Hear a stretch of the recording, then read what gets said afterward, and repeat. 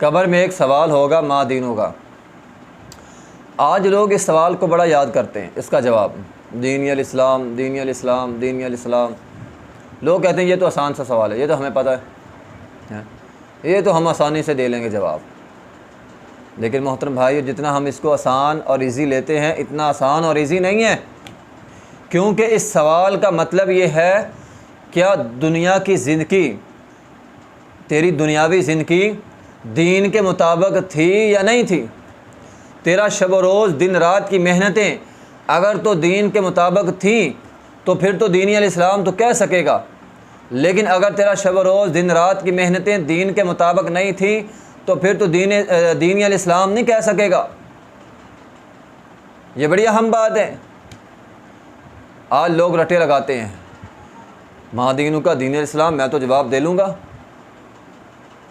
ما دینوں کا مطلب یہ ہے تیرا شب و روز کیسا تھا، تیرا صبح اٹھنا کیسا تھا، کیا تو صبح دین کے اوقات میں، قرآن کے اوقات میں اقیم الصلاۃ لدلوک الشمس الی غسق اللیل وقرآن الفجر، تیرا اٹھنا فجر کے وقت تھا، فجر تو اٹھتا تھا، نماز پڑھتا تھا، تلاوت قرآن تھی، پھر تو کہہ لے گا دینی الاسلام۔ لیکن اگر تیرا اٹھنا 7 بجے ہے، 8 بجے ڈیوٹی پہ جانا ہے، 7 بجے اٹھتا ہے، 7:30 بچوں نے اسکول جانا ہے، 6:30 7 بجے تو اٹھتا ہے، تیرا اٹھنا اسکول ٹائم پر ہے، کاروبار کے ٹائم پر ہے، دنیا داری کے ٹائم پر ہے، پھر تو دین الاسلام کا جواب نہیں دے سکتا۔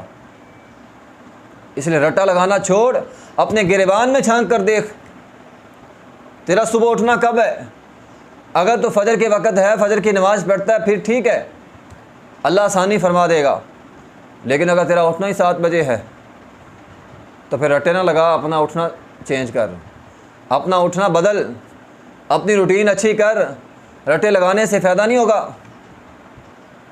آج ہم نے دین کو، قرآن کو آیت بالکل دور رکھ دیا ہے، پس پشت ڈال دیا ہے، غلافوں کے اندر جو ہے وہ ہم نے لپیٹ کر رکھ دیا ہے۔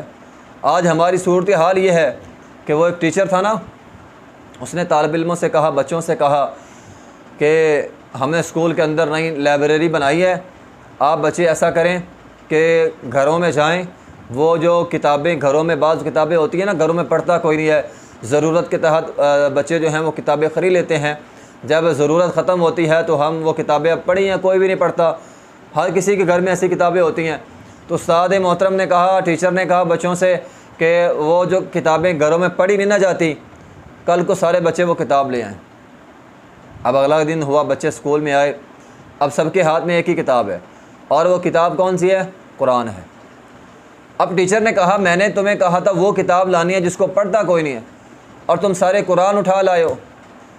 طالب علموں نے کہا استاد جی ہمارے گھروں میں یہی ایک کتاب ہے جس کو پڑھتا کوئی نہیں، بچپن سے ہم دیکھ رہے ہیں وہ ہماری قرآن جو ہے ہمارے گھروں میں ہے، لیکن اس کو غلاف میں لپیٹ کر اوپر رکھا ہوا ہے، بس پڑھتا ہی کوئی نہیں۔ یہ ہم آنے والی نسل کو یہ سبق دے رہے ہیں۔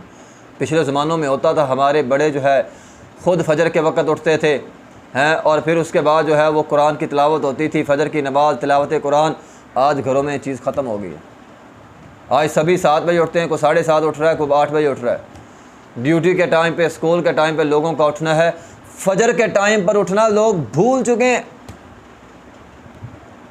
یہ آج کے دور کا سب سے بڑا المیہ ہے۔ کیا محترم بھائیو، ہمارے اس عمل کی وجہ سے کل قیامت کے دن قرآن ہماری شکایت نہیں لگائے گا؟ اے اللہ ان لوگوں نے تو مجھے ویسے چھوڑ دیا تھا۔